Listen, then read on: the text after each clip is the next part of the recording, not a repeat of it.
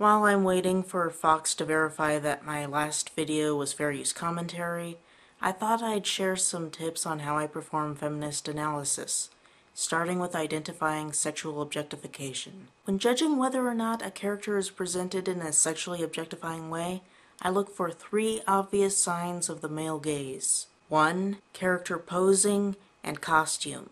2. Camera framing. And 3. Lighting or post-production colorization effects to draw attention to the female body. If the character is sexual in-universe, she will likely make sexually provocative poses or movements or gestures, and of course, wear appropriately provocative dress. But unless either of the other 2 conditions are applied, I don't consider it sexual objectification. Camera framing is where the term male gaze first came from. It's how the camera frames the perspective of the viewer. The viewer sees through the camera, so the camera forces the viewer to view the world in the movie in a particular way. If the camera focuses on a woman's breasts, it's directing male gaze. Obviously, it's not always going to be breasts, but areas of particular sexual attractiveness or lewdness. The male gaze can also be served through lighting or post-production colorization effects to draw attention to the female skin.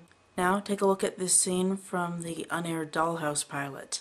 For the uninitiated, Eliza Dushku essentially plays a prostitute, and in this scene, her character behaves in a very sexual manner. But look at the camera framing. It's only to show what's going on, that they're going to have sex just out of sight, without making the viewer ogle her through the framing, and her skin is an uninteresting pale shade under this light. Now look at this scene from the episode that ended up airing after the Fox executives insisted on a show to highlight reasons for new viewers to get hooked on it. The character now dances in a sexy manner in a skimpy dress, while the low-angle shot hints at her sexually pleasing form just a few inches higher up, and the low light conditions make her skin visually more interesting.